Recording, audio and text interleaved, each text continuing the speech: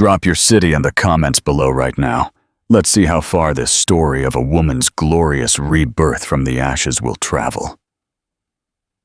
Julian Vance didn't even glance over his shoulder. He effortlessly scooped up Valerie's designer carry-on, rested his hand possessively on the small of her back, and let out a rich, genuine laugh at something she whispered in his ear. Right there, in the middle of JFK Terminal 4, in front of God and everyone else. His wedding band caught the harsh fluorescent light of the terminal as his fingers curled intimately around her waist. Meanwhile, 40 feet behind him, his wife Sophia stood trapped in the economy check-in line. Both twins were screaming in a deafening stereo. Her hands were violently trembling, and her own carry-on dragged across the scuffed floor behind her like the dead weight of a marriage that had been falling apart for agonizing months. And the absolute worst part? When Julian finally turned around and saw her, he didn't panic. He didn't rush to her side. He felt absolutely nothing. The morning had started the way most mornings did for Sophia Vance, in a state of controlled, breathless chaos. Caleb had hurled his oatmeal off the high-chair tray at exactly 6:47 a.m., and Alice was crying so hysterically over a dropped pacifier that her little face had turned a deep, blotchy crimson. Sophia, meanwhile, was holding her reality together on 4 pitiful hours of sleep and a cup of coffee she had reheated twice in the microwave, but never actually managed to drink. She had packed the diaper bag, wrestled with the double stroller, hauled both car seats, stuffed 2 carry-on bags, and prepared a backpack bursting to the seams with snacks, wipes, and backup outfits for each toddler. And somewhere in the middle of that blinding whirlwind, she had also managed to shower, dress herself, and call an Uber. Because Julian had taken the Range Rover the night before and never came home. This wasn't unusual anymore. It used to be unusual. A year ago, 2 years ago, if Julian hadn't walked through the front door by 10 p.m., Sophia would have been sick with worry, pacing holes into the hardwood floor. She would have called his cell 4 times, then his executive assistant, then his business partner Mark, running through the mental list with a tightening chest and shaking hands. But somewhere over the last 8 months, she stopped. It wasn't because she had grown to trust him more, it was because she had grown to trust him less. It was that specific bone-deep exhaustion that comes from the sickening realization that you already know the truth you are terrified to confirm. She used to gaslight herself. She would say, "They're pushing him too hard at the firm." She would say, "This is the price of massive success." She would say, "We're just going through a rough patch. Every marriage has them. We'll survive this." She repeated these desperate mantras to her reflection in the bathroom mirror while brushing her teeth. She repeated them to her mother on the phone when Penelope Sterling would ask, with quiet, careful hesitation, "How are things with Julian, sweetheart?" And Sophia would always blindly reply, "Fine, Mom, we're just busy. We're both just so incredibly busy." She had recited that lie so many times, she almost believed it. Almost. The Uber driver was a middle-aged man named Greg, who took exactly one look at Sophia standing on the curb with 2 screaming babies and enough luggage to supply a family of 6, and got out of his car without being asked. He silently loaded the trunk, gently held Alice while Sophia wrestled Caleb into a borrowed car seat, and as they pulled away from the sprawling Greenwich, Connecticut estate, he glanced in the rearview mirror. "My wife and I have twins, too. They're 12 now." He shook his head with a wistful smile. "Right now, I miss the days when they were that little." Sophia looked out the rain-streaked window. "Enjoy every second," she said. And she meant it with every fiber of her being, despite being hollowed out by exhaustion. It goes by so fast. Caleb fell asleep somewhere on the I-95. Alice managed to hold out until they pulled up to the bustling departure curb at JFK. By the time Sophia was hauling the heavy stroller out of the trunk, Alice was wide awake and full of indignant fury. Greg helped her snap the stroller frame into place with the practical, effortless efficiency of a man who had done it 10,000 times before. "Do you have someone meeting you inside?" he asked. "No," Sophia said. She smiled, or at least she tried to. "Just me." He looked at her for a long moment, at the twins, at the mountain of bags, at the sheer, overwhelming weight of it all. And he said, very softly, "You're doing a great job." She had to quickly avert her gaze so he wouldn't see her tired eyes instantly well up with hot, stinging tears. Inside Terminal 4, it was the usual symphony of madness. It was deafening, suffocatingly crowded, and everything was moving at 17 different frantic speeds all at once. The economy check-in line snaked far past the velvet ropes and out into the open concourse, a slow, miserable river of rolling suitcases and impatient, stressed passengers. Sophia took her place at the very end of it, one hand gripping the stroller, the strap of her heavy carry-on biting violently into her shoulder. Alice was balanced precariously on her hip because she had started throwing a tantrum and the stroller was no longer containing her. Caleb, mercifully, was still asleep. She kept obsessively checking her phone. Julian hadn't texted. Last week, he had told her he had a critical business trip to Chicago, something about closing a massive commercial real estate acquisition, and he would be gone for 4 days.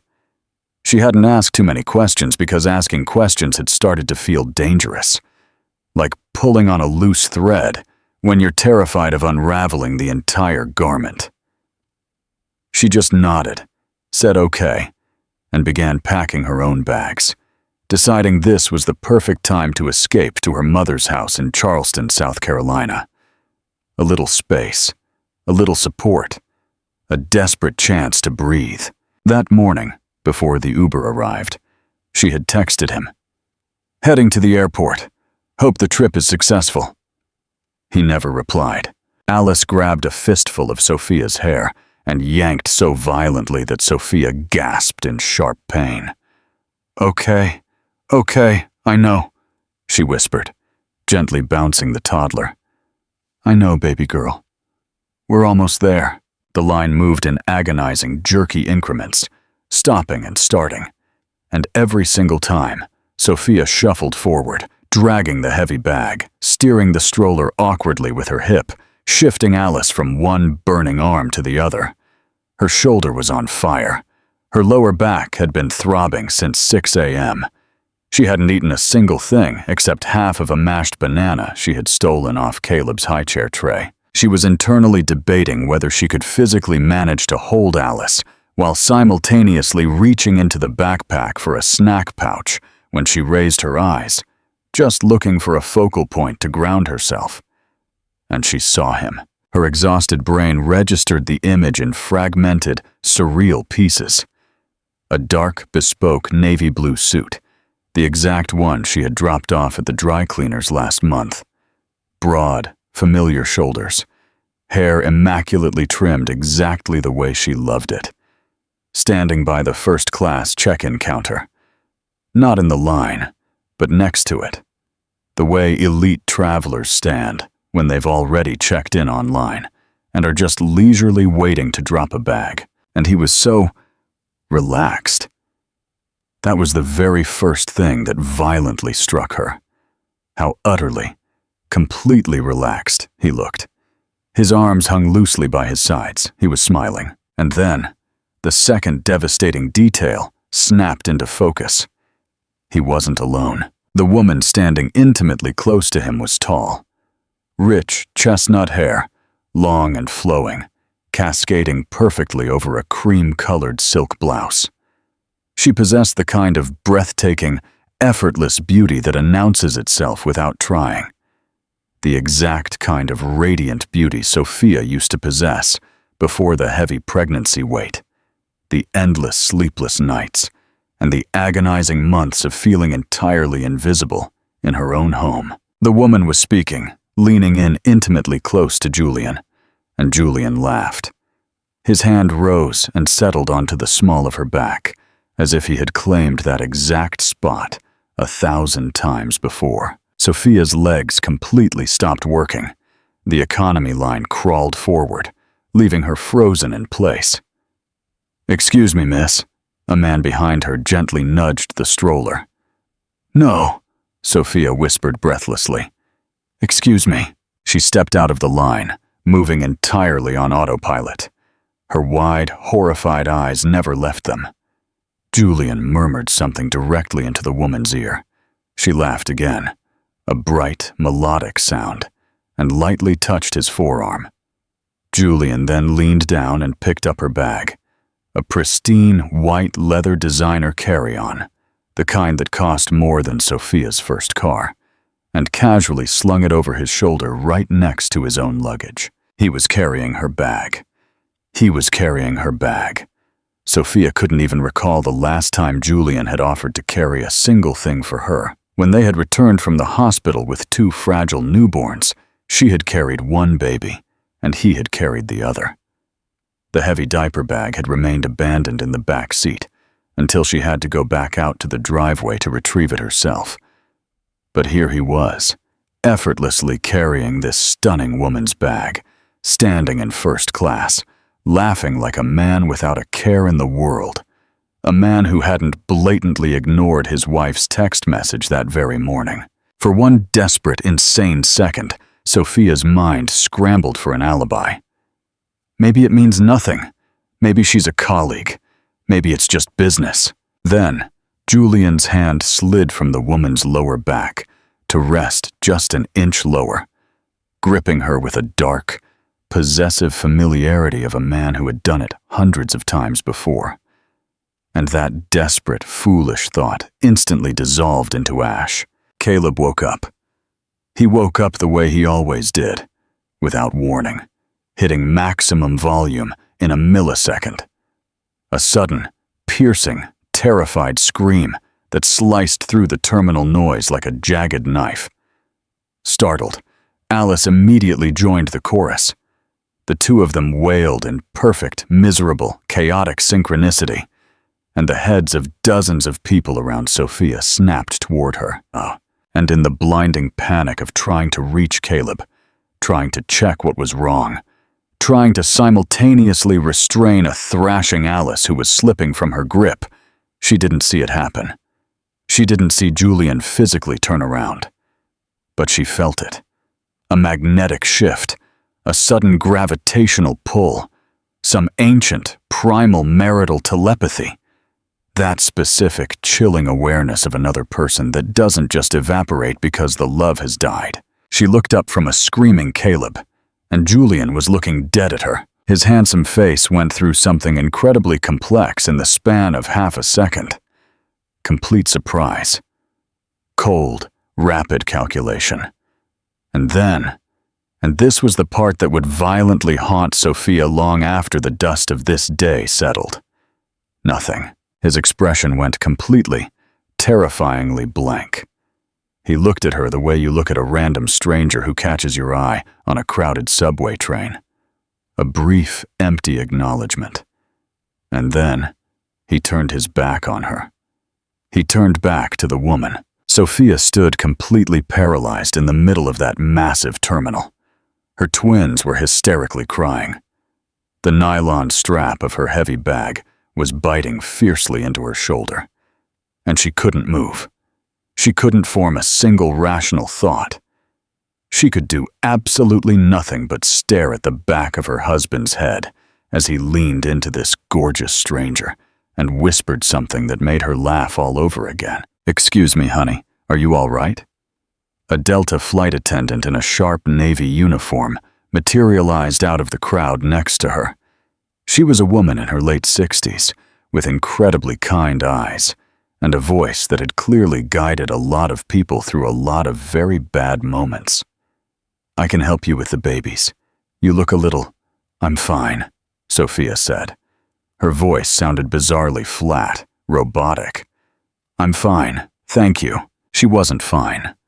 Alice was still sobbing. Caleb suddenly fell dead silent, as if he had felt the atmospheric pressure drop, and was now looking up at Sophia with his massive dark eyes, the exact same dark, expressive eyes he had inherited from Julian, wide open and intensely watchful. Sophia looked down at him, and something deep inside her chest completely, violently shattered. He looked so much like his father. She walked. She didn't consciously make the decision to move. Her numb legs simply propelled her forward, maneuvering the double stroller around the velvet stanchions, marching directly toward the first-class counter, toward the man who hadn't come home last night, who hadn't answered her text this morning, and who was now standing in an airport, carrying another woman's luggage. She was about 20 feet away when the chestnut-haired woman glanced back. It wasn't a casual, accidental glance. It was highly intentional. The exact look a woman gives when she has been watching from the corner of her eye and finally decides to turn and confirm what she already suspected. She looked at Sophia. She looked at the crying twins. She looked at the heavy strap digging into Sophia's shoulder, at the bulky stroller, at the messy, unwashed hair falling out of a hasty ponytail. And her flawless expression did not change. That was the most chilling part. It didn't express guilt, or shock, or any human recognition of the utter devastation she was observing. She looked at Sophia the way one looks at a logistical problem that has already been accounted for. Then she turned back and whispered something to Julian. Julian visibly tensed. He slowly, deliberately, turned around and looked at Sophia. And now, she could see his face in full clarity. He wasn't pale with guilt. He wasn't overwhelmed with crushing remorse. He wasn't scrambling for excuses or apologies, and he didn't even bother to put on a fake mask of concern. His sharp jaw was tightly clenched, his eyes cold and distant. He looked, above all else, annoyed. Sophia stopped. She was maybe 10 feet away from them. They stared at each other. Julian was the first to break the deafening silence. "What are you doing here?" Not Sophia. Not, "Oh my God." Just, "What are you doing here?" Flat, impatient. The exact tone a CEO uses when an underling interrupts a board meeting that was going perfectly smoothly. Sophia opened her mouth, but her throat clamped shut. Alice had stopped crying, picking up on her mother's rigid, frozen posture, while Caleb looked at his father with an expression of pure, unadulterated, childish delight. He recognized Julian. He reached out toward him with both chubby little hands, making that specific, joyful, bubbling sound he always made when Julian walked through the front door, the sound that used to make Sophia's heart swell with love. Julian did not look at his son. "Sophia," his voice dropped, becoming sharper, laced with a warning. "I asked you a question." "I'm going to Charleston," she said. Her voice was terrifyingly calm, and she had absolutely no idea how she was managing it. "To visit my mom. I texted you this morning." He blinked. Something flickered in his dark eyes. The realization, perhaps, that he hadn't answered, that he hadn't even opened the message. "Right," he said smoothly. "Right. Okay. Great. You should. That's good. You should go." The woman standing next to him turned back to the ticketing counter. She stared at her boarding pass, or pretended to. Her posture was completely, infuriatingly relaxed. "Julian," Sophia whispered. "Not now," he hissed, quiet but vicious. "Not here." "You're not flying to Chicago for work, are you?" she asked. She heard the words spill from her own lips and felt the solid ground completely vanish beneath her feet. Because by saying it out loud, she made it real. She made it a living, breathing entity that existed outside her own paranoid mind, a monstrous truth with sharp edges, heavy weight, and irreversible consequences. "Are you?" It wasn't a question anymore. His jaw violently twitched. "Sophia, stop!" His voice didn't waver. She was genuinely surprised by the sheer audacity of it. Julian stared at her for a long, agonizing moment. The chaotic noise of the terminal washed over them like a tidal wave. Announcements blared. Luggage wheels clattered. Somewhere nearby, a child was asking their father if they were going to the gate soon. Caleb was still desperately reaching for Julian, still making that happy, bubbling sound, and Julian was still refusing to look at him. "We will talk when you get back," Julian said dismissively. "Who is she?" Silence. "Julian, who is she?" And then, the woman turned around. She did it fluidly, taking her time, as if deciding that the charade of looking at her boarding pass was no longer necessary. She met Sophia's eyes head-on. There was no apology on her face, no embarrassment. There was something that could have been mistaken for pity, but even that wasn't quite right. It was closer to the expression of a chess player who had mapped out every possible scenario and was simply watching the predicted outcome unfold. "I'm Valerie," she said. Her voice was smooth, clear, and absolutely devoid of shame. Sophia just stared at her. "Valerie Collins," the woman added, as if Sophia had politely inquired about her last name at a cocktail party. "I've heard a lot about you." "Have you?" Sophia asked, her voice hollow. "Yes." A long pause. "I'm sorry you had to find out this way." Julian made a sharp, jerky movement, something between a flinch and a severe warning, but Valerie didn't look at him. She didn't take her calm, almost gentle eyes off Sophia, like a woman who had mentally prepared for this exact confrontation and had reached a zen-like peace with it. "This way," Sophia repeated numbly. The words died on her lips. She turned her gaze back to Julian. "How long?" He said absolutely nothing. "How long, Julian?" Caleb stopped reaching. He could feel it too. Toddlers always feel the shift in gravity. And now he was completely silent, watching his father with big, dark eyes that were just beginning to lose their innocent certainty. Julian looked down at his son for a fraction of a second. Something broke on his face. Not guilt, not exactly, but the fleeting ghost of something that might have been human. And then, just as quickly, it vanished behind the corporate mask. "We will talk when you get back," he repeated, his tone final. 2 years, Valerie stated clearly. Julian's head snapped toward her, furious and violent. "Valerie!" "She deserves to know," Valerie said. And for the first time, there was an edge to her voice. Not remorse, but a decisive, cold practicality, like a woman who had carried a heavy burden for far too long and was sick of its specific shape. "She's been living a lie for 2 years. She deserves to know." The terminal continued to spin around Sophia. People continued to rush past. A luggage cart beeped loudly behind her. Over the intercom, a robotic voice announced a gate change for a flight to Dallas.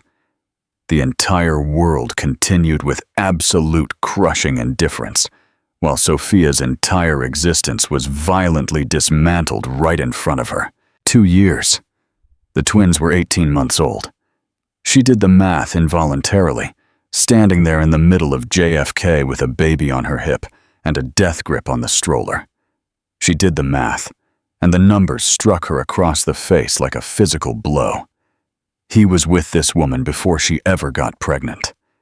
He was with this woman while she's pregnant. He had stood in the sterile hospital room, watched her endure 16 agonizing hours of labor, and cried real tears when Caleb finally arrived. He had held a tiny Alice in his arms and whispered, "She looks just like you." And all that time, through every single moment of it, he had been living a double life. "I need to go," Sophia said. Her voice was incredibly quiet and incredibly steady. "Sophia." Julian finally used her name, and now there was a crack in his armor, the beginnings of panic. Or perhaps just the terrifying realization of exactly how terrible this was going to look on paper. "Don't," she commanded. She abruptly spun the stroller around, mechanically dropping Alice back into her seat. Her hands moved on pure muscle memory. Alice grabbed the harness strap and shoved it into her mouth. Caleb looked up at her from the stroller seat, his expression serious and solemn, his dark eyes wide and wary. "We will talk," Julianne called out after her. She didn't look back. CTA. Have you ever had your entire world shattered by a single sentence? Sophia just found out her husband's affair has been going on since before her twins were even born. Drop it in the comments if you are absolutely raging right now, and make sure you hit that subscribe button to see how she's going to make him pay for every single lie. The flight attendant with the kind eyes found her at gate 42, B 40 minutes later. Sophia was sitting rigidly in one of the hard plastic chairs. Caleb was fast asleep in the stroller. Alice was aggressively gnawing on a cracker. Sophia sat completely, perfectly straight, her hands resting motionless on her lap, her eyes bone dry, because somewhere between the first-class check-in counter and gate 42B, she had made a blood oath to herself that she would not shed a single tear in this airport. "Did you find your gate all right?" the older woman asked gently.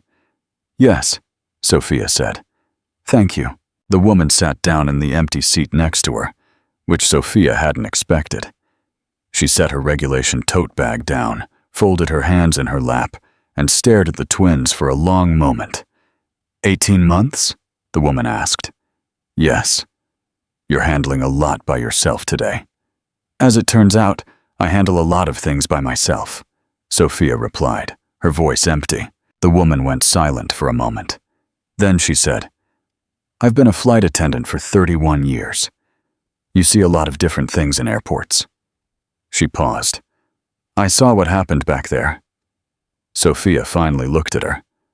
"Not everything," the woman clarified, "but enough." She reached into her tote bag, pulled out a crisp, minimalist business card, and placed it gently on the armrest right next to Sophia's hand. "This is my sister. She's a family law attorney in Charleston. She is incredibly good." A heavy pause.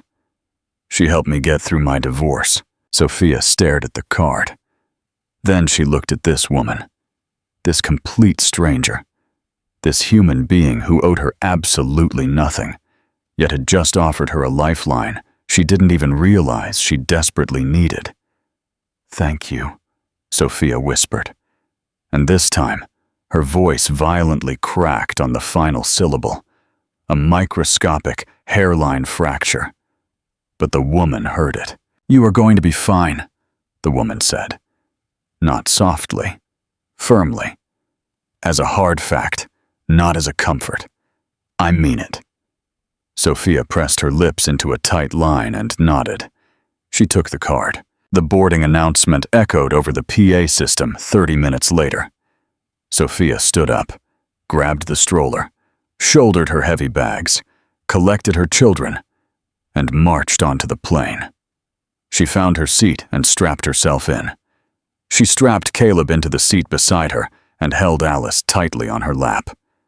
And when the flight attendants finished the safety briefing, when the massive jet taxied down the runway and thrust violently into the sky, leaving the glittering, chaotic lights of New York City far below in the dark, Sophia looked out the window at all that fading brightness. She thought about the man standing at the first-class counter, with another woman's designer bag on his shoulder, who had turned his back on his own flesh and blood, without a single word. She thought about the 2 years. She thought about the 16 hours of grueling labor, and the man who wept and said, "She looks just like you." And she thought about the crisp business card, burning a hole in her jacket pocket. Alice finally fell asleep somewhere over Virginia. Caleb followed suit 10 minutes later. And Sophia, completely alone, but absolutely, undeniably, unbroken, sat in the dark, 30,000 feet above the country, with her sleeping children, and began to ruthlessly compile a mental list of everything she needed to do next. She didn't know yet what she would find when she started digging.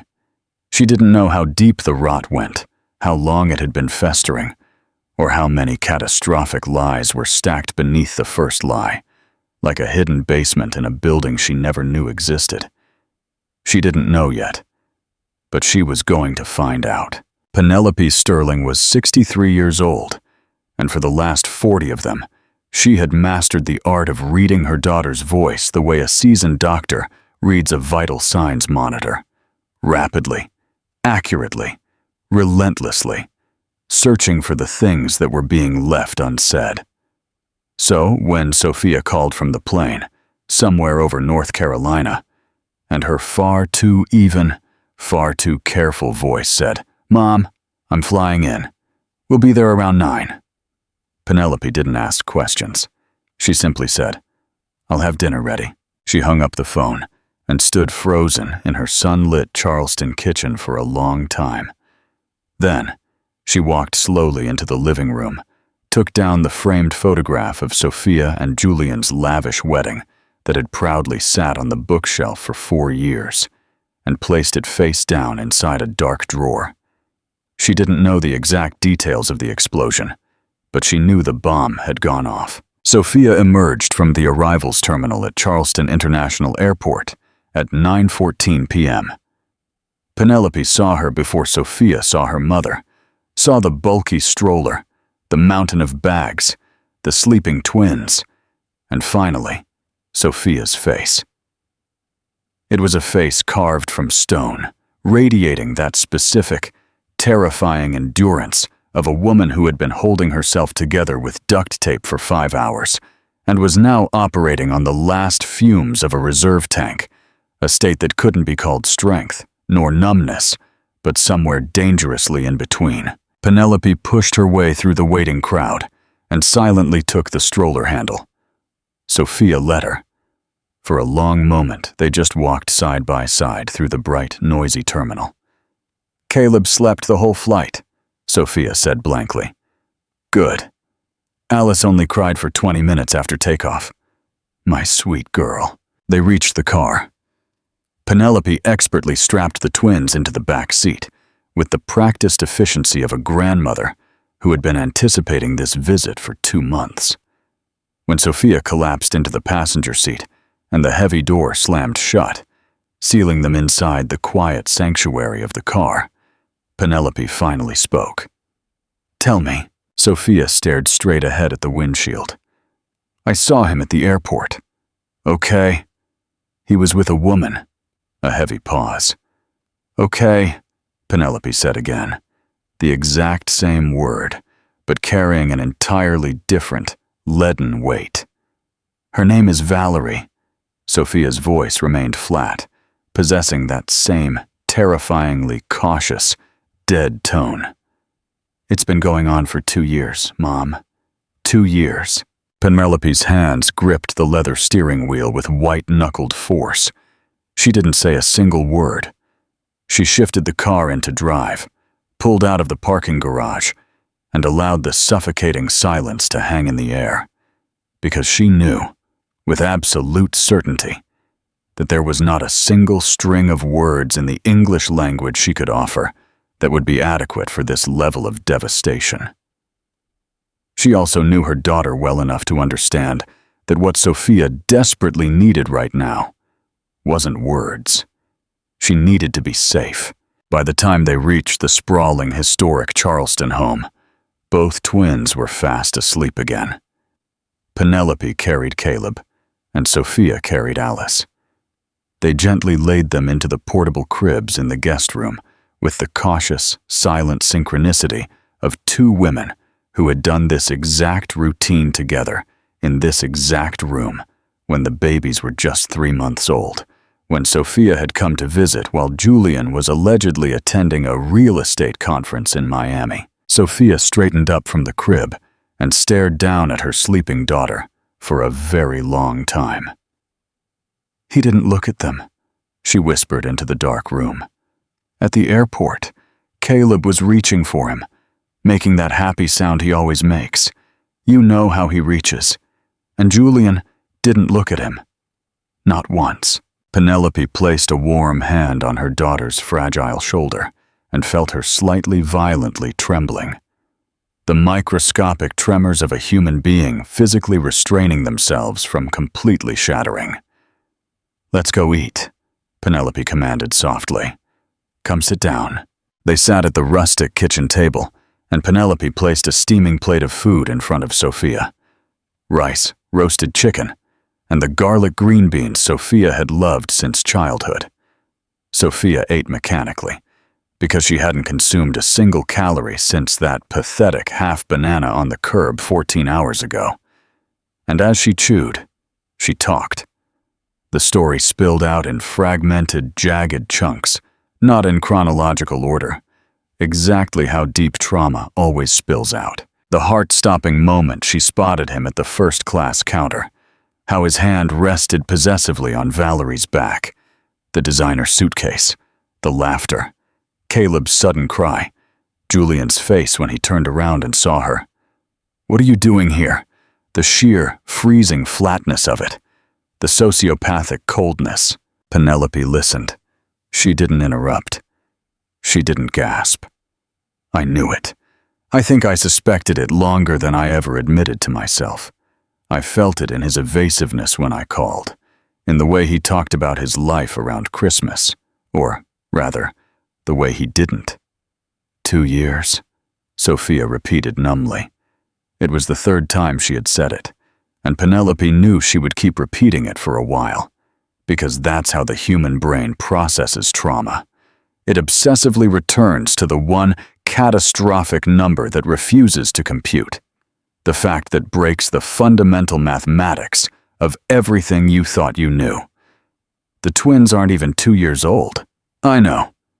He was sleeping with her when I was violently throwing up every morning from morning sickness. Mom. He sat with me through my entire labor. He cried when Caleb was born, and he was already with her. He had already been with her for an entire year. I know, baby, I know. Sophia put her fork down. She pressed both palms completely flat against the wooden table.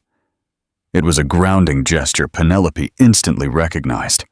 It was the exact physical mechanism Sophia used when she was aggressively pulling herself back from the edge of a panic attack, anchoring herself to the solid reality of physical surfaces. I am not going to fall apart, Sophia stated with ironclad conviction. You are allowed to fall apart, Penelope offered gently. Not tonight. She picked her fork back up. Tonight, I am going to finish your food and sleep. And tomorrow, I am going to decide how I am going to destroy him. Penelope watched her daughter eat, her eyes dark and calculating. Then, she spoke with extreme caution. I need to tell you something. Sophia looked up. Penelope had been carrying this heavy, toxic secret for 6 agonizing weeks. Every single day, she had fiercely debated with herself whether to speak up, because speaking up meant choosing a side in a way that could never be undone. It meant actively watching her daughter's marriage detonate from the outside, rather than waiting to see if it could miraculously heal itself. But the marriage was no longer salvageable. It hadn't been salvageable for 2 years. The time for cautious, protective silence had officially expired. About 6 weeks ago, I received a phone call from a woman named Diana Rossi, Penelope said evenly. She told me she works in the accounting department of Julian's firm. She watched Sophia completely, violently freeze. She said she was agonizing over whether she should contact someone in his family. She had been noticing some highly suspicious irregularities in the company's accounting books. Penelope carefully weighed her next words. Massive, unexplained wire transfers to offshore accounts that she couldn't identify. She raised the red flag to the CFO, and she was explicitly told to drop it immediately. Shortly after, she was blatantly bypassed for a promotion she had earned. She got spooked. She said she felt someone needed to know. Sophia didn't move a single muscle. How massive? She didn't provide exact details over the phone.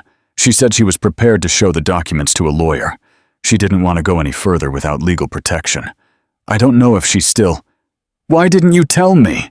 Sophia's voice violently shifted. The numbness vanished, replaced by a razor-sharp, directed fury. Because I wasn't sure. Because I didn't want to. Mom. Sophia's piercing eyes locked onto her. Why didn't you tell me? Because you had just walked through the door from the pediatrician after dealing with Alice's double ear infection, and you looked like you were going to collapse. Because your voice was so completely broken from exhaustion. Because I desperately, foolishly hoped that I had misunderstood her. Penelope met her daughter's fierce gaze without flinching. I was wrong to wait. I am telling you now. The kitchen was deafeningly quiet. One of the twins let out a soft, sleeping murmur in the back room, then settled back into silence. Sophia reached into her jacket pocket and pulled out the crisp business card. She placed it perfectly flat on the table between them. Penelope looked down at it. A name, a phone number. The title, Family Law Attorney. A flight attendant gave me this, Sophia said, her voice dropping to a terrifyingly calm register. At the boarding gate, she saw what happened with Julian. She handed me this card and said her sister is a shark. Penelope looked from the card back to her daughter. Something profound was physically shifting in Sophia's face. Something that had begun as sheer devastation was rapidly, miraculously transforming into something completely, lethally different. An intense focus. The cold, calculating stare of a warrior who had just absorbed a devastating blow and was now meticulously calculating the fatal counterstrike. He isn't just cheating on me, Sophia pronounced slowly, letting the realization crystallize. It certainly sounds like it. He's hiding massive amounts of money. That's what Diana Rossi was trying to warn us about. Sophia snatched the business card. Do you still have her number? I saved it in my phone. Tomorrow morning, I am calling them both. She went to bed at midnight and lay awake in the dark. The warm, heavy weight of Alice was pressed securely against her side, and Caleb was making soft sleeping noises in the travel crib across the room. She lay wide awake for hours. She thought about Julian's company, Vance Capital, the lucrative real estate investment firm he had built from a modest inherited seed fund into a behemoth valued, according to his own arrogant boasting, somewhere north of $400 million. She thought about the lavish lifestyle he demanded they maintain, the Greenwich estate, the luxury cars, the expensive vacations that were constantly planned and then abruptly canceled because Julian was always so incredibly busy. She thought about the rare occasions she had asked about their finances and how he would hand her polished summaries, numbers that looked solid, accounts that were always just vague enough that she never felt the need to dig deeper. She thought, what wasn't I looking at? Because I trusted him. And then she thought, what did he know I wouldn't look at? At some point in the dead of night, her phone buzzed against the nightstand. She glanced at the glaring screen. Julian. A text message. We need to talk when you get back. I know this is hard, but there are things you don't understand yet. She stared at the glowing words. Then, she placed the phone face down on the mattress and stared back up at the dark ceiling. There are things you don't understand yet. She turned that toxic phrase over in her brilliant mind, meticulously analyzing its shape. He had carefully, surgically constructed it. She could see the PR spin dripping from it. It wasn't an apology. Not even close.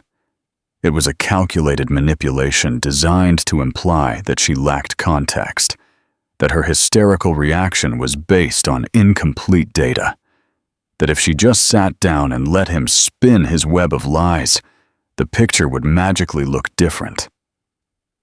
It was the exact phrase of a guilty man who had been caught red-handed and was already furiously drafting his false narrative. She did not reply. Fortschritt.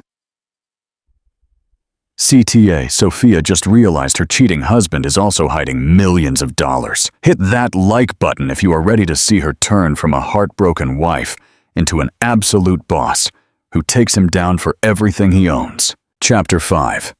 The Legal War Room. In the morning, she woke up before the twins. She brewed a strong pot of black coffee, sat down at her mother's kitchen table with the lawyer's business card and her phone, and at exactly 8 a.m., she dialed the number.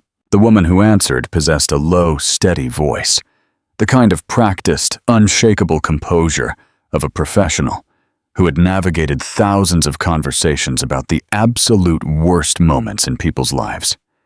Her name was Catherine Hayes, and she said, "My sister texted me that she gave you my card. I've been waiting for your call." "She told you?" "She told me to expect it." Catherine paused. "She said you were going to need someone ruthless." Sophia exhaled a shaky breath. "How soon can we meet?" They met that exact same afternoon in Catherine's downtown Charleston office. It was a pristine, modern space that somehow managed to feel both intimidatingly corporate and deeply human. The kind of expensive environment explicitly designed to make desperate people feel like they finally had solid ground beneath their trembling feet. Catherine was in her early 50s, sharp-eyed, wearing reading glasses on a silver chain, wielding a legal pad that she filled with tiny, meticulous handwriting. As Sophia recounted the nightmare, Catherine asked highly specific questions that Sophia absolutely hadn't anticipated. Not just about Julian and Valerie, but about the corporate structure of Vance Capital, the specific joint accounts Sophia had access to, the asset documentation she had ever personally reviewed, the real estate deeds in Julian's name, and the family trusts. "He set up 2 irrevocable trusts over the last 3 years, Sophia stated. She had been analyzing this since 3 a.m. "I know because I physically signed the documents. He told me it was standard estate planning. His personal lawyer was present, not our joint family attorney. I didn't have my own counsel. I stupidly thought it was normal." Catherine's pen scratched furiously across the pad. "Do you recall the exact names of the trusts?" "One was named the Caleb and Alice Trust. He named it after the babies." Sophia paused, her stomach twisting. "I don't remember the name of the second one." "We will find it," Catherine said, placing her pen down. "Sophia, I want to be completely transparent with you. If what your mother's contact, the accountant, documented is accurate, we are potentially dealing with the premeditated, systematic concealment of marital assets. That is not just grounds for an overwhelmingly unfavorable divorce ruling against him." She locked her piercing eyes with Sophia's. "That is potentially a criminal case for federal investigators." Sophia sat perfectly still. "You mean massive fraud?" "I mean the kind of aggressive asset structuring that immediately attracts the FBI and the IRS when you know exactly where to look." Catherine took her glasses off. "And I know exactly where to look." That evening, Sophia sat with her mother while the twins happily played with blocks on the living room floor. She recounted every single detail Catherine had explained. Penelope listened with that fierce, concentrated expression she usually reserved for listening to Sunday sermons. When Sophia finished, Penelope asked, "What do you need from me?" "I need to get back inside that house in Greenwich," Sophia said with icy determination. "Before he gets back from wherever he actually is, I need to get inside his home office, into his private, secured files, not the sanitized garbage he gave me access to." Penelope looked at her closely. "Do you even know what you're looking for?" "Not entirely, but Catherine does." She paused, a dangerous smirk playing on her lips. "And I know exactly where he hides his passwords." Penelope raised a surprised eyebrow. "He uses the exact same system for everything," Sophia explained. "He arrogantly thinks he's a highly sophisticated genius, but I've watched him log into his private offshore accounts from across the room a dozen times. He uses a complex combination of my birthday and Caleb's exact time of birth. She looked at her mother. He was incredibly sloppy because he absolutely never, ever thought I was smart enough to pay attention. Penelope remained silent for a heartbeat, then quietly murmured, "Now that is my daughter." 2 days later, Sophia flew back to New York alone. Her mother stayed with the twins in Charleston. Sitting in the cramped middle seat on the return flight, Sophia felt the agonizing wrongness of traveling without them, a terrifying lightness in her arms that felt like a missing limb rather than freedom. She landed at JFK, the same terminal, under vastly different circumstances, and took a black car directly to the Greenwich estate. The sprawling 5-bedroom mansion Julian had purchased 3 years ago and deeded exclusively in his name because, as he had smoothly lied, it was a highly complex tax strategy. She unlocked the heavy oak door with her key. The house was exactly the same. Of course it was. Houses don't magically rearrange themselves to reflect the ugly truth. The same imported granite countertops, the same beautiful gallery wall of framed family photos she had lovingly curated, the photos of the babies at the pediatrician, Caleb's first wobbly steps, Alice's first messy birthday cake. Julian's expensive running shoes were kicked off by the door. His Yeti coffee mug sat on the drying rack, rinsed and turned upside down. The mundane, everyday gesture of a man who was neither fully home nor fully gone. She marched straight to his private study. The heavy mahogany door was locked, as it occasionally was. He had never given her a reason to think this was highly suspicious. She had always naively assumed it was just how he managed his workspace, a strict boundary, a need for privacy, the specific secrecy of a powerful CEO who liked to keep his professional life in a rigidly separate box. She had always respected it, but she had a key on her keyring, a duplicate she had secretly cut at a hardware store 8 months ago without telling him. During that agonizing week, her intuition had started screaming at her to do it, and she had blindly obeyed. And then she had felt immense, crippling guilt about it for months, until she eventually forgot it was even there. Now, she was infinitely, profoundly grateful to the primal part of herself that had listened. The lock clicked. The heavy door swung open. The office was meticulously organized in Julian's signature style. Spotless surfaces, everything perfectly aligned. The illusion of pure simplicity masking a reality of dark complexity. She sat down in his massive leather executive chair. She opened his locked MacBook Pro. She entered the complex password she had deciphered from watching him, correcting herself twice. On the third frantic attempt, the screen unlocked. She was in. She started with his encrypted email client. It took her 40 agonizing minutes to locate the first hidden account she had never suspected existed. A corporate account tied to an LLC named Meridian Asset Solutions, an entity that was absolutely not Vance Capital, an entity she had never heard of, which had been officially registered. According to the highly confidential legal documents found in a buried subfolder, exactly 14 months ago, she clicked open the main folder. There were detailed logs of massive wire transfers, enormous, staggering sums of money bleeding out into offshore shell accounts in the Cayman Islands, Jersey, and Singapore. She photographed every single page with her iPhone. Her hands were rock steady, moving with rapid mechanical precision, the exact same way she had moved through that chaotic airport with screaming babies and a collapsing world. Step by step, one after another. Then, she found the hidden personal folder. She almost didn't open it.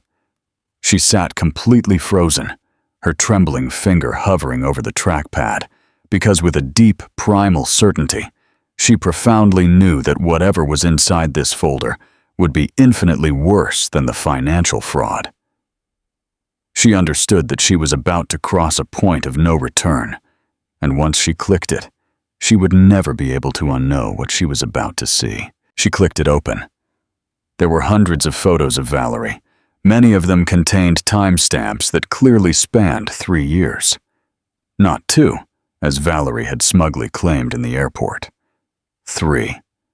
There were digital receipts for luxury hotel suites in Paris and Aspen, invoices for exorbitant diamond jewelry, a signed lease agreement for a luxury penthouse in Tribeca, leased under Julian's name, but explicitly listing Valerie Collins as the sole occupant. And then, there was a scanned, handwritten note in Valerie's elegant cursive. It read simply, "I cannot wait to finally be with you when this is all over." When this is all over, Sophia violently threw herself back against the leather chair. She stared at the toxic note until the cursive letters blurred.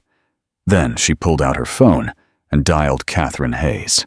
"I'm in his private office," Sophia stated, the moment Catherine answered. "I found the second shell company. I found the massive offshore transfers. I found—" She abruptly stopped, aggressively forcing herself to breathe. "There is a massive amount of evidence here." "Excellent," Catherine said. Her voice was incredibly quiet, incredibly focused. The voice of a lethal predator who had been patiently waiting in the tall grass for this exact call. "Photograph absolutely everything. Every confidential document, every receipt, every hidden folder. Do not move anything physically. Do not delete a single file. Just photograph it and get out of there." "There is a handwritten note here," Sophia whispered, her voice trembling with cold rage. "From his mistress, Valerie. It explicitly says, 'When this is all over.'" She took a ragged breath. "Catherine, what exactly does that mean?" Silence. Not a long silence, but a heavy, loaded one. "It highly likely means," Catherine stated with surgical caution, "that there was a meticulously premeditated plan for exactly how and when your marriage would terminate." Another heavy pause. "And explicitly considering the massive offshore asset transfers, Sophia, it is highly probable that a complex financial architecture was systematically built around that exact exit plan." The opulent office was suffocatingly quiet. "He was actively planning to ruthlessly abandon me," Sophia pronounced. It wasn't a question. And first, he was systematically siphoning all the money out. That is what we are looking at. He was going to completely vanish while I was trapped at home raising 2 toddlers under the age of 2. Her beautiful voice dropped to a terrifyingly quiet, deadly register. The specific silence of a woman who had just seen the true, monstrous shape of the beast she had previously only glimpsed in the dark corners. He was going to completely gut our joint accounts and disappear into the night, and I would have been left with absolutely nothing. "Sophia!" Catherine's voice was crystal clear and sharp as a blade. "Listen to me very carefully. He didn't get the chance. You found the smoking gun first." A tactical pause. "Now finish taking those photographs and get the hell out of that house. Fly back to Charleston and let me go to war." Sophia looked around the pristine office. The spotless surfaces, the meticulously organized files, the flawless, scrupulous architecture of a sociopath who had spent years secretly building a luxury escape hatch while she sat in the next room nursing his children. She grabbed her phone. She started photographing. She remained in that office for exactly 1 hour and 20 minutes. And when she finally walked out, she possessed 347 high-resolution photographs, 2 pages of detailed handwritten notes, and a terrifying, icy clarity that felt unlike anything she had ever experienced in her entire life. Cold, pure, and absolute, like the crisp air after a violent, destructive hurricane has finally passed. She locked the heavy mahogany door behind her and returned the duplicate key to her keyring. She grabbed the overnight bag she had left by the front door, walked out of the Greenwich estate, and absolutely did not look back. In the Uber on the way back to LaGuardia, her phone violently vibrated. Julian. She watched his name glow maliciously on the bright screen for 3 agonizing rings. Then, she hit decline, placed the phone face down on her knee, and stared out the window at the blurred city rushing past. He desperately called again 20 seconds later. She declined it again. Then, she opened her iMessage and slowly, clearly typed, "I will be in touch through my lawyer." She hit send, dropped the phone into her purse, closed her tired eyes, and somewhere, high above the organized chaos of her husband's toxic double life, somewhere above the offshore transfers, the Tribeca penthouse, the 3-year-old photos, and the sick note that read, "When this is all over," Sophia Vance felt something inside her finally, miraculously clear. Not peace, not yet, but the first freezing cold edge of the vengeance that would ultimately become her peace. She had found the weapon. Now, it was officially time to decide exactly how to pull the trigger. CTA. Sophia just secured 347 photos of undeniable fraud. Julian thought she was just a naive housewife, but she's about to become his worst nightmare. Hit that subscribe button and drop a in the comments if you are living for this absolute boss move revenge. Chapter 6. The Forensic Strike. Catherine Hayes had practiced high-stakes family law for 22 years, and in that extensive time, she had witnessed every sick variation of marital betrayal that human ingenuity was capable of producing. She had sat across from shattered women who had discovered hidden affairs, secret bank accounts, fake identities, and entirely separate second families. She had litigated vicious cases involving offshore Cayman trusts, dummy corporations, luxury real estate registered under shady relatives, and one particularly memorable psychopath who had legally changed his name and relocated to Wyoming. She arrogantly thought she had seen it all, until Sophia walked into her Charleston office the morning after returning from New York, placed her iPhone flat on the mahogany desk, and stated, 347 photographs. Catherine intensely stared at the massive number on the glowing screen and felt something inside her sharply hone. The specific, lethal alertness of a legal predator who had just been handed the nuclear launch codes. She spent exactly 40 minutes meticulously scrolling through the high-res photos while Sophia sat completely still across from her, sipping a black coffee Catherine's assistant had brought in without being asked. The massive office was dead silent, save for the soft, rhythmic swiping of Catherine's finger on the glass screen. Occasionally, she paused. Occasionally, she let out a low, sharp sound that wasn't quite a word. When Catherine finally looked up, her entire demeanor had shifted into a lethal war mode. "Tell me absolutely everything you know about Meridian Asset Solutions," she commanded. "I had never heard the name until I found that hidden folder yesterday," Sophia replied coldly. "He never mentioned it, not once. It was registered exactly 14 months ago in Delaware, which is standard procedure for this type of shady mechanism to obscure ownership. The sole registered member is listed as an irrevocable trust." Catherine placed the phone down. "Sophia, the wire transfers I am looking at in these logs, the ones bleeding into the Cayman Islands account. In total, based solely on what you managed to photograph, they amount to approximately $15 million over 13 months. That staggering figure dropped into the quiet room like a concrete block dropped from a skyscraper. Sophia knew the amount would be huge. She had mentally braced herself for huge. But there was a massive, sickening difference between theoretically knowing the number was large and hearing it spoken aloud in a sunlit office by a lawyer treating it as casually as the weather. 15 million? Sophia gasped. At a bare minimum. And that is only counting the transfers you managed to capture. It is highly probable there are additional hidden accounts you didn't find. Catherine picked up her expensive pen. The company's total annual revenue was roughly $50 to $60 million, according to his own public boasting. A missing $15 million is not a rounding error. This is a highly premeditated, meticulously structured corporate bleed. It required months of complex planning. "When this is all over," Sophia whispered. She was thinking about that handwritten note. She hadn't stopped thinking about it since the moment she found it. "Yes." Catherine looked dead at her.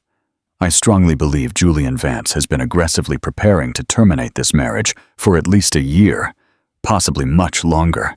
And he was systematically draining liquid cash in anticipation of that exit, funneling it into offshore structures explicitly designed to be untraceable and untouchable during a brutal divorce discovery process." She paused, a shark-like smile touching her lips. Unfortunately for him, he wildly miscalculated by assuming he had a wife who didn't know his passwords. For the first time in 4 agonizing days, Sophia miraculously almost smiled. Almost. He arrogantly thought I wasn't paying attention. "Most arrogant men do," Catherine stated. There was no malice in it, just the cold statement of a female lawyer who had capitalized on this exact male miscalculation 1,000 times. "Now, I am bringing in a forensic accountant, a man I use exclusively for high net worth cases like this. His name is David Reyes, and he is extraordinarily brilliant at finding millions of dollars that powerful men have desperately tried to make invisible. How fast can he get a preliminary assessment?"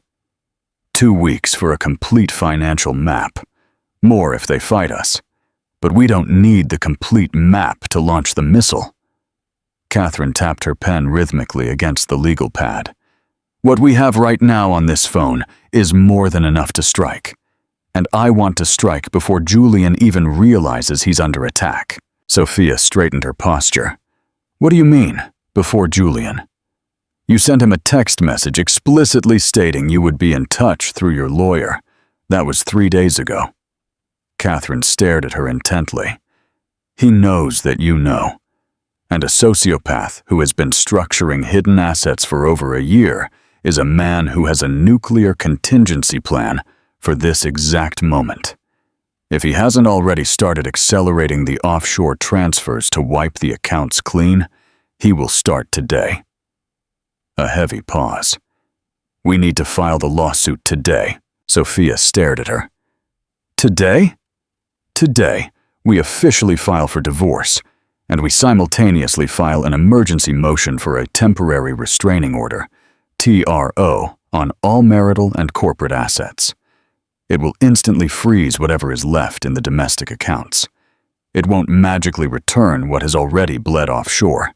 That is a separate, brutal war. But it will immediately stop the hemorrhaging." Catherine's voice was lethal, calm, and clear. "Do you authorize me to pull the trigger?" Sophia didn't hesitate for a single microsecond. "Yes!" While Catherine's office exploded into a frenzy of drafting emergency injunctions, Sophia stepped out into the quiet corridor and called her mother. Penelope answered on the first ring, which meant she had been sitting with the phone in her hand, waiting. "She's filing today," Sophia said, a sharp inhale on the other end. "Today?" "She says we cannot afford to wait. He might already be moving the rest of the money." Sophia leaned her tired back against the cold wall. "Mom, he premeditated all of this. This wasn't just a dirty affair. He had an exit strategy. He was going to completely empty our accounts and vanish into thin air. And I would have only found out when it was entirely too late." Penelope went dead silent for a long moment. When she finally spoke, her voice possessed a terrifying quality Sophia hadn't heard since childhood. That specific, freezing cold stillness her mother radiated when she was so purely enraged that it transcended shouting. "He is not going to steal the future from my grandchildren," Penelope stated with lethal calm. "I will sell this historic house to the ground before I let that happen." You are not selling your house, Mom. I am telling you what I am willing to do, so you understand the stakes. You are not fighting this war alone." A pause. "How are you holding up?" Sophia stopped. "I am functioning. For this exact moment, that is enough." "How are they? The babies?" "Caleb took 4 unassisted steps this morning. I recorded it on video." Penelope's fierce voice miraculously softened. Alice ate an entire jar of yogurt by herself and looked incredibly smug about it. Sophia tightly closed her eyes. The mental image of Alice covered in yogurt, of Caleb taking those 4 wobbly, brave steps. It was so unbearably normal and so unbearably precious that for a fraction of a second, her throat completely closed up with raw emotion.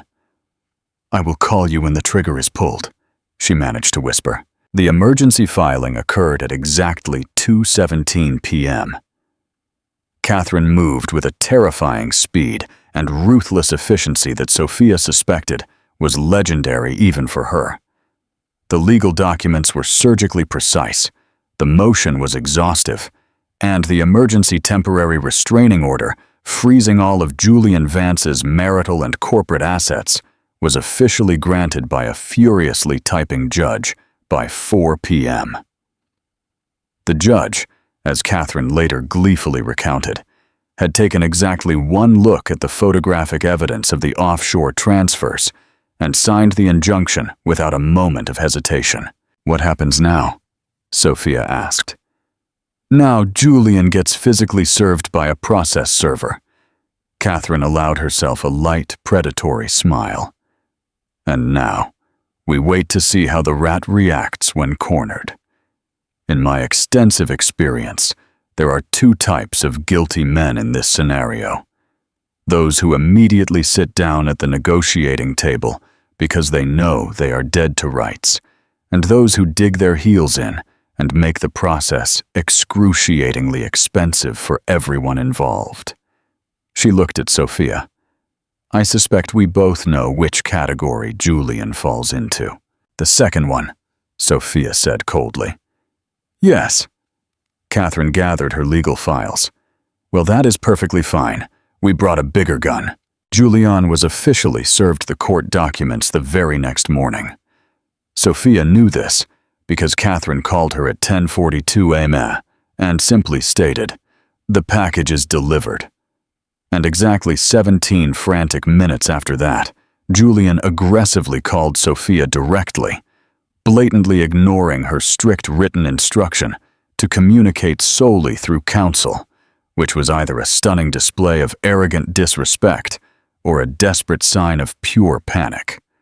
Probably both. She didn't answer, letting it roll over to voicemail. He left a long message. She listened to it exactly once, standing in her mother's sunlit kitchen while her coffee went cold. His voice was heavily controlled, but beneath that slick corporate control lurked something she instantly recognized. The specific, vibrating tension of a control freak who had just watched his entire narrative violently ripped from his grasp. He said her name. He said he understood her hysterical upset. He said that in high-level business there are highly complex mechanisms that she didn't possess the full picture to understand, and whatever her aggressive lawyer was feeding her, it wasn't as black and white as it seemed. He said they desperately needed to meet, just the 2 of them, before things went too far and got out of hand. He said, "The children need their father." Sophia hit delete. She placed the phone on the granite island and just stood there for a moment, breathing in and out. Then she called Catherine. "He bypassed you and called me directly," she said. "Left a voicemail." "Of course he did." Catherine's voice held zero surprise. "Forward the audio file to me immediately. Anything he says outside of opposing counsel's supervision is potentially a loaded gun for us. Do not respond to him directly. Not a word, not a text emoji, not a read receipt. Absolutely everything goes through me." He said the children need a father. They do, Catherine replied calmly. We are not disputing that biological fact. What we are aggressively disputing is the fact that their father was actively attempting to rob them of their entire inheritance first. A sharp pause. Let me deal with Julian. Chapter 7. The Offshore Ghost.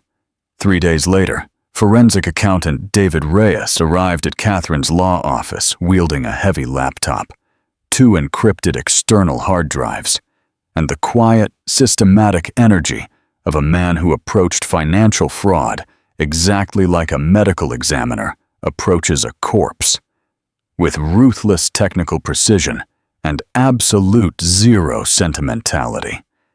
He was in his late 50s, solidly built, wearing reading glasses and possessing a habit of murmuring his calculations aloud in dense, specific financial jargon, forcing Sophia to concentrate intensely just to follow his train of thought. He sat down, pulled up the 347 photographs Sophia had secured, and within the first 20 minutes, he dropped a bombshell. There are 3 corporate entities here, not 2. Sophia stared at him in shock. Meridian Asset Solutions, which you successfully found. But then there is a second, deeply embedded inside the primary trust structure. Look right here. He pointed to a blurred string of numbers. This routing reference number. It corresponds to a corporate registration that is entirely distinct from Meridian. And then there is this. He tapped his pen on a specific SWIFT code in one of the wire transfer logs. This money is aggressively bleeding into a private bank in Singapore that is notoriously utilized for a very specific type of offshore account structure. Accounts legally registered under the name of a foreign national. Sophia completely froze. A foreign national? The ultimate beneficial owner of this specific offshore account, based purely on this routing architecture, is absolutely not Julian Vance. David Reyes looked at her over the rim of his glasses. I will need another week to legally confirm this via subpoena, but my preliminary expert opinion is this. These funds were washed through at least 3 intermediary shell structures before landing in a secure account registered to a completely different human being. He paused, removing his glasses. Do you happen to know if Julian has any close business associates, silent partners, or family members who are not the Benamuma?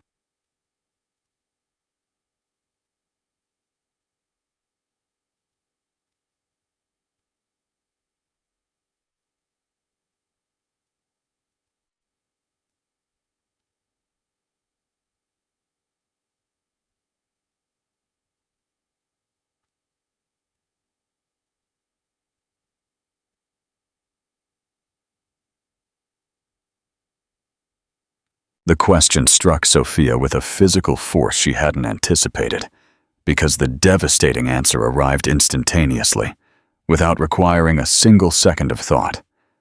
The way the absolute truth always appears the moment someone finally points a flashlight at it. His business partner, she pronounced slowly, the horror dawning in her eyes.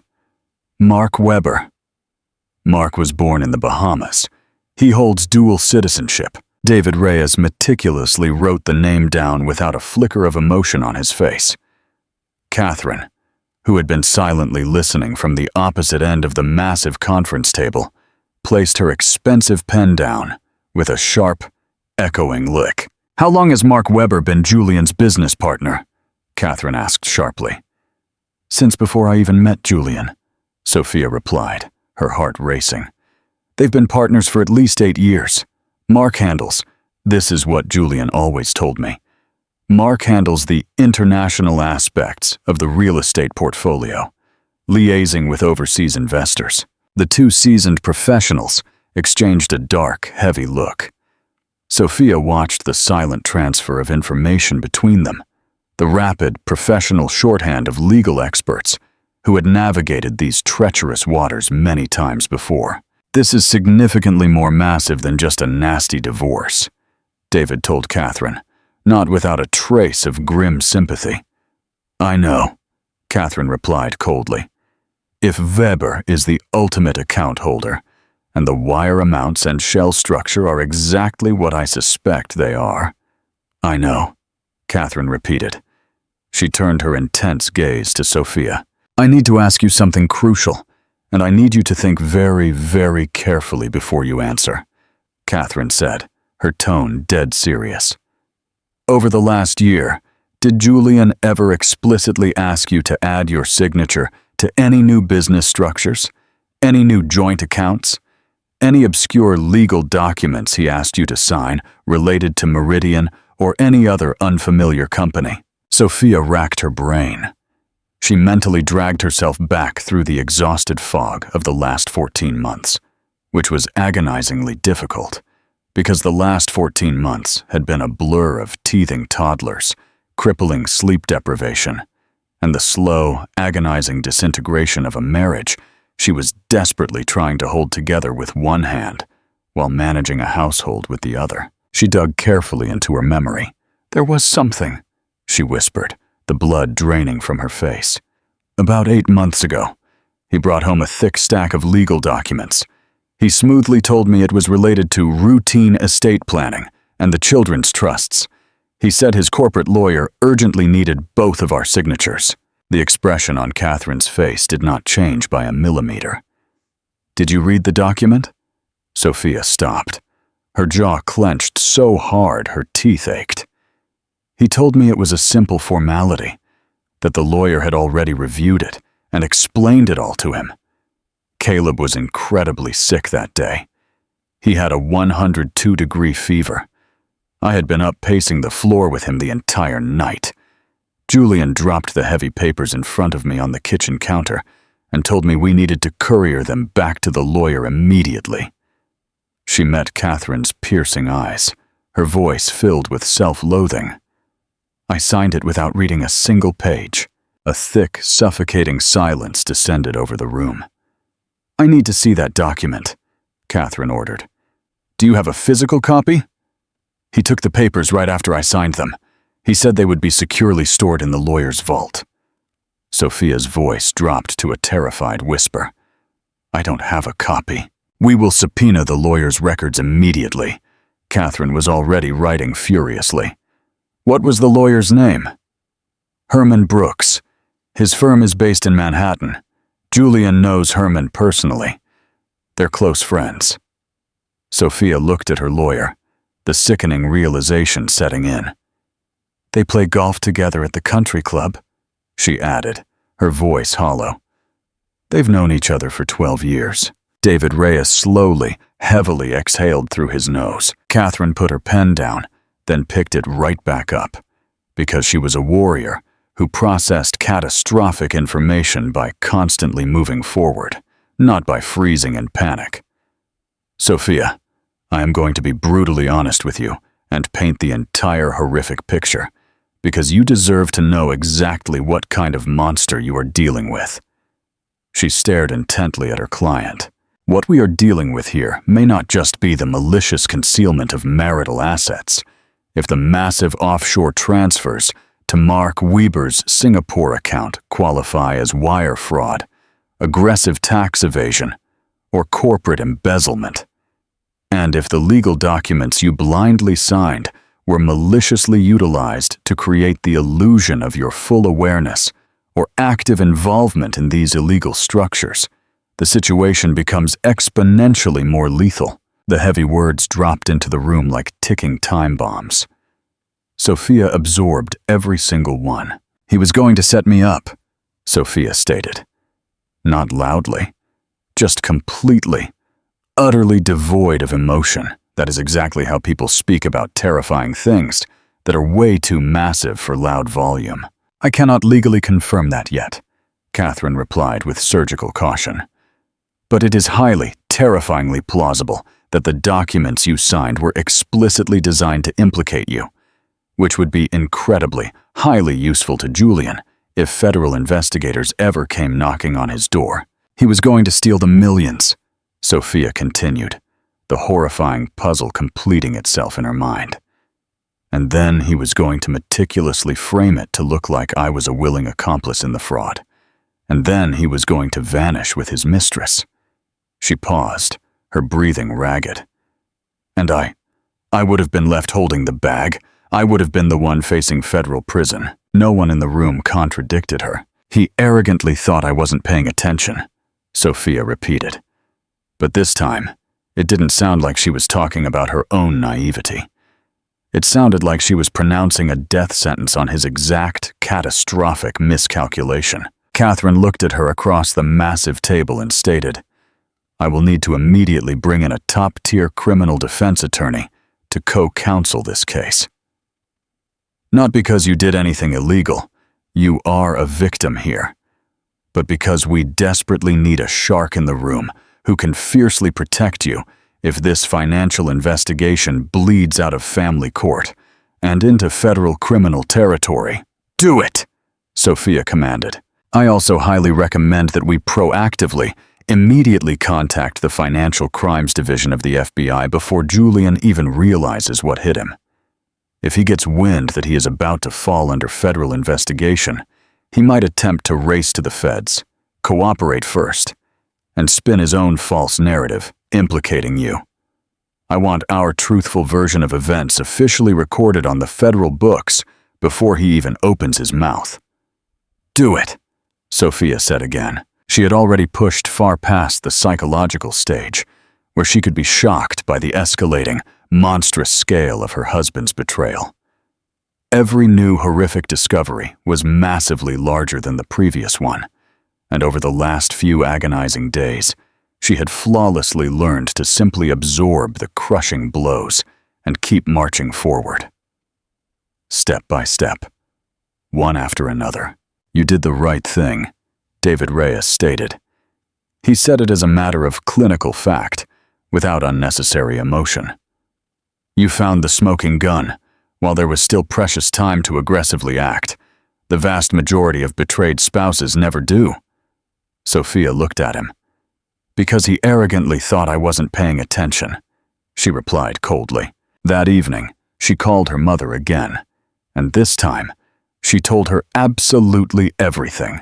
Reyes's explosive findings, the third dummy corporation, Mark Weber's offshore account, the document she had blindly signed, Catherine's terrifying assessment regarding the potential federal criminal implications. She heard her mother breathing on the other end of the line. Slow, measured breaths. The heavy breathing of a matriarch who consciously decides not to violently react until she has absorbed the entire scope of the threat against her child. When Sophia finally finished, Penelope spoke. "That monster sat at my Thanksgiving table," Penelope stated, her voice dripping with venom. "He sat at my holiday table with my innocent grandchildren and ate my food. He looked me dead in the eyes, called me Penny, and charmingly asked for the recipe to my pecan pie. I know, Mom. He was actively, maliciously planning to frame my daughter for federal fraud while asking for my pie recipe." Sophia didn't answer, because there was nothing left to say. Penelope let out a sound that wasn't a word, a guttural hum of pure, maternal fury. Then, she pronounced with a deadly quietness that was its own terrifying form of rage. "Take everything from him, Sophia. Do you hear me? Absolutely everything. Burn his empire to the ground." "That is the exact plan," Sophia replied. "And let me know if that shark lawyer of yours needs me to testify in court. I have accumulated 6 years of silent, sharp observations about Julian Vance, and I kept my mouth shut out of respect for your marriage. That respect is officially revoked." Despite the crushing gravity of the day, despite the staggering, terrifying scale of what she had just learned, despite the bone-deep exhaustion of realizing the betrayal continued to reveal darker, sicker layers, Sophia actually felt a genuine, dark laugh bubble up in her chest. "I will let Catherine know." "You do that." A pause. Caleb took 6 unassisted steps today. I counted every single one. Sophia tightly closed her eyes. Tell him I will be home soon. He already knows, Penelope said softly. He constantly walks to the front door and waits. That dark night, Julian desperately called 3 more times. She brutally declined all 3. At exactly 11:47 p.m., he sent a frantic text message. Sophia, I know you were in my private office. We urgently need to talk about whatever it is you think you found, before you do something crazy that you cannot undo. She read the toxic manipulation. Then, she took a screenshot and emailed it directly to Catherine with the subject line, "He knows." Catherine replied exactly 4 minutes later, which explicitly meant she was still brutally working at midnight. That told Sophia everything she needed to know about the lethal intensity of the upcoming phase of this war. The reply read simply, "Excellent. Do not engage. Get some sleep.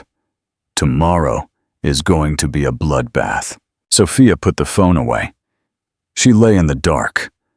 Caleb was curled up tightly on one side, and Alice on the other. She profoundly felt their warm, solid, comforting weight against her.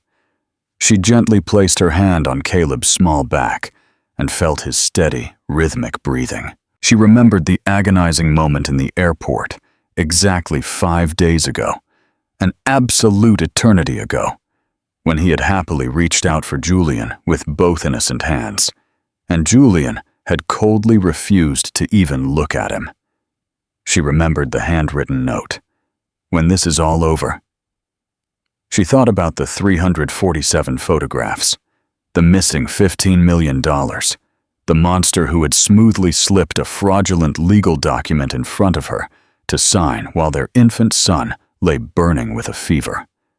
The monster who had arrogantly banked on her exhaustion, who had built an entire, elaborate architecture of deception based on the sexist assumption that she was too tired, too trusting, and too desperate to believe in his fake love to ever notice his crimes. He was completely, catastrophically wrong about all of it. She wasn't tired anymore. Not anymore. She woke up the next morning feeling unlike she had in years. She woke up razor-focused and possessed by an absolute, irreversible, terrifying clarity regarding exactly what she was going to do next. The icy clarity she had felt walking out of his Greenwich office 2 days ago hadn't faded. On the contrary, it had sharpened into a lethal weapon with every new horrific detail she uncovered. With every sick new layer she peeled back, revealing not just a cheap affair, not just a petty theft, but a fully premeditated, malicious blueprint designed for her absolute destruction. She had walked into his office desperately, searching for evidence of a broken vow.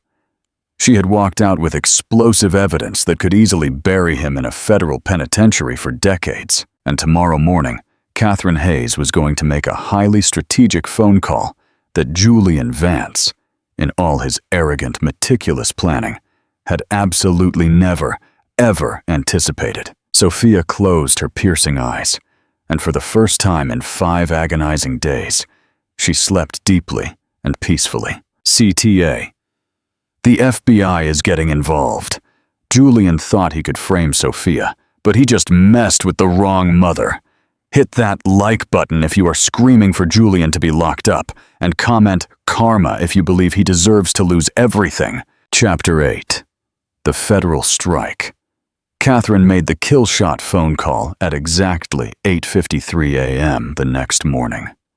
Sophia knew the precise time because she was sitting directly across from Catherine when it happened, tightly gripping a mug of black coffee, watching as her lawyer bypassed the switchboard and dialed the direct, secure line of Special Agent Tara Vaughn of the FBI's Financial Crimes Division. Catherine had successfully collaborated with Agent Vaughn twice before on high-net-worth divorce cases that had violently escalated from nasty marital disputes into massive federal racketeering indictments. The conversation was brief, highly professional, and lethally efficient. Exactly as it always is between two powerful women who fiercely respect each other's time and intellect. When Catherine hung up the receiver, she looked at Sophia. She wants the encrypted documentation transmitted to her secure server by noon. She is going to personally review it today.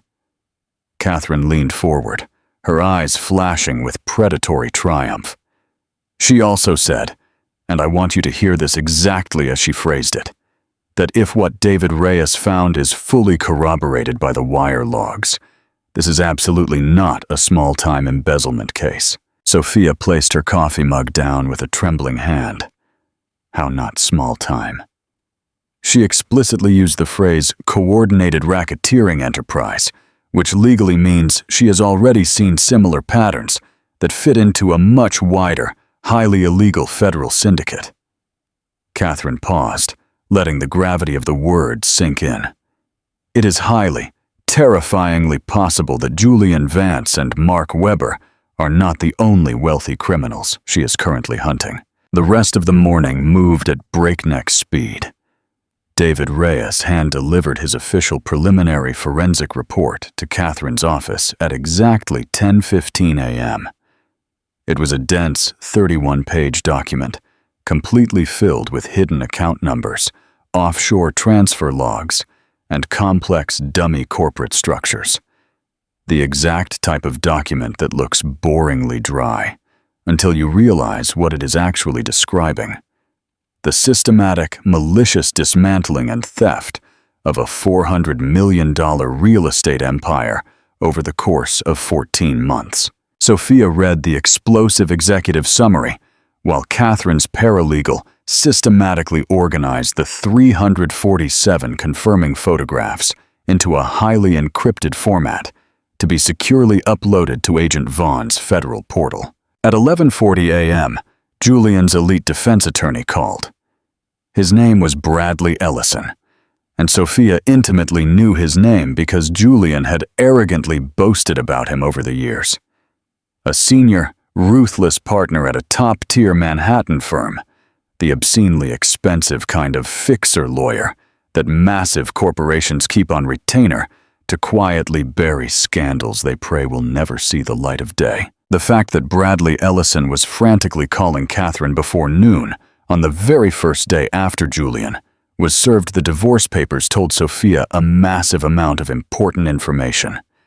It told Catherine the exact same thing. When Catherine confidently ended the call 20 minutes later, she sat across from Sophia and announced, "He desperately wants to meet this week. Julian or Bradley Ellison? Both. Julian is demanding to be physically present." Catherine's expression was meticulously, terrifyingly neutral. Bradley claims Julian wants to settle this quietly, privately, and out of court as rapidly as humanly possible. Sophia stared at her. He is terrified. He absolutely should be. Catherine folded her hands gracefully on the desk.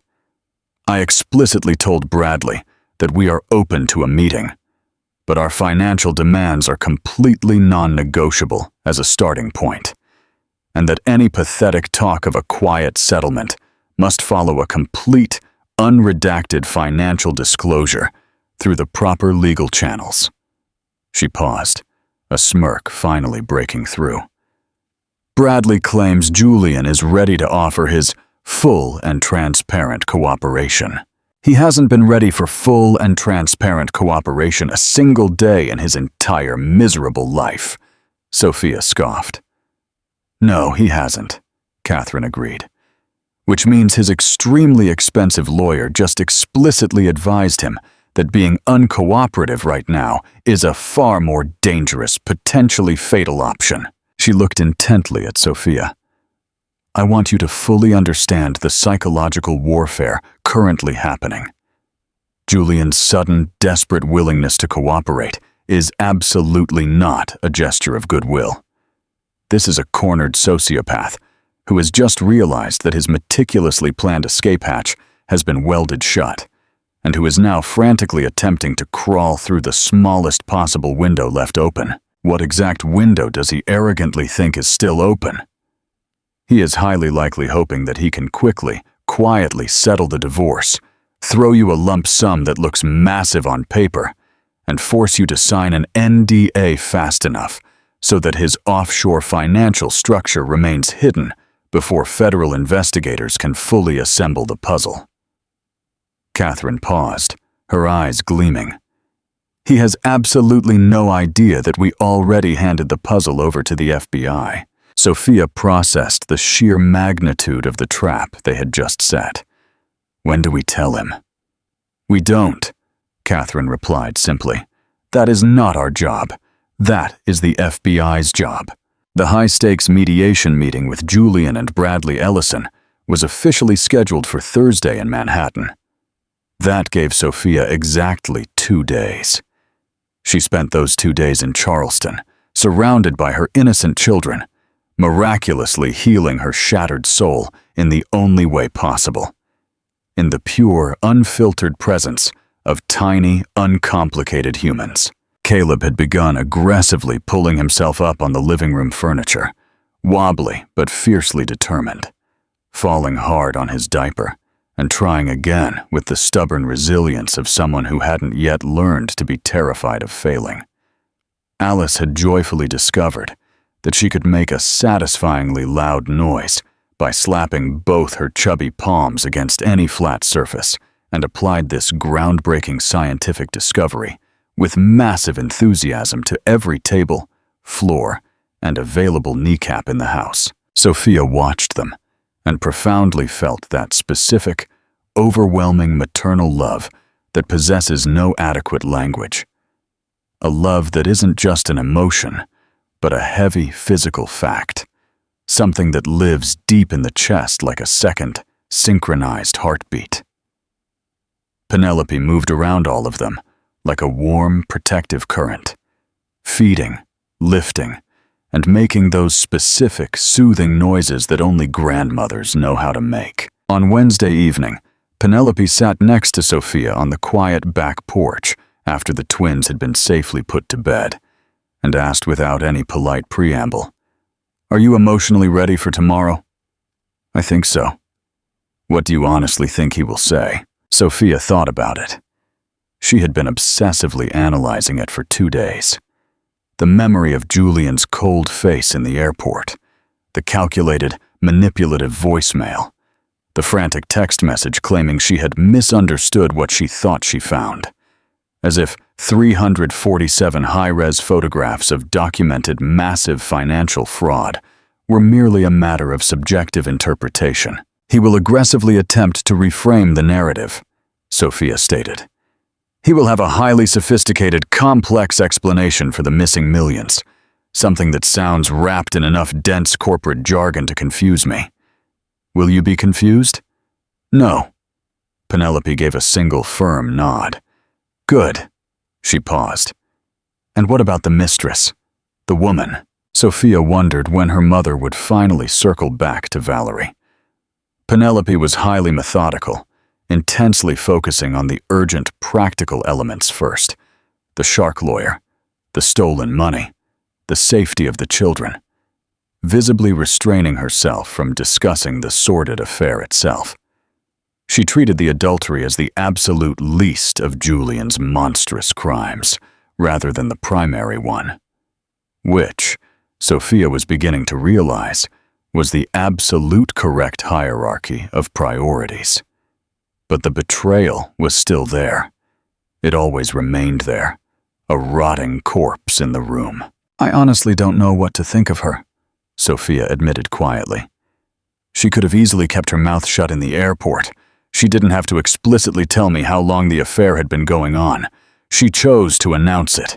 She did it entirely of her own free will. She did it of her own free will because she maliciously wanted to hurt you," Penelope stated fiercely. "Or because she sadistically wanted you to know the humiliating truth. Both of those things can be true simultaneously." Sophia stared out into the dark, quiet yard. "She said she was sorry I had to find out that way. Not sorry that the affair happened, just sorry about the delivery method." Sophia paused. I am trying to logically decide if that distinction even matters. Does it? I think... Sophia stopped and started over. I think Valerie has been telling herself a comforting story that she is an honest person, that she is the kind of bold woman who doesn't hide from the ugly consequences of her actions. And perhaps a tiny, twisted fraction of that is sincere. But she was also eagerly sleeping with a married man for 3 years, while his exhausted wife sat at home nursing his infants. So whatever fake, noble story she is telling herself about her own honesty has a massive, gaping hole in it. Penelope went silent for a long moment. Then she smiled a dark, proud smile. You are going to become a very formidable, terrifying woman, Sophia Vance. I am going to legally take back my maiden name, Sophia declared.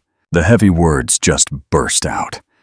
She hadn't consciously made the decision until the words were already hanging in the cool night air. But as soon as they loudly sounded, they physically felt completely, undeniably right. Solid, as if a dislocated bone had finally snapped back into its original rightful place. I am going to be Sophia Sterling again. Penelope stared at her for a long time, her eyes shining with unshed tears. Your grandfather would have absolutely loved that.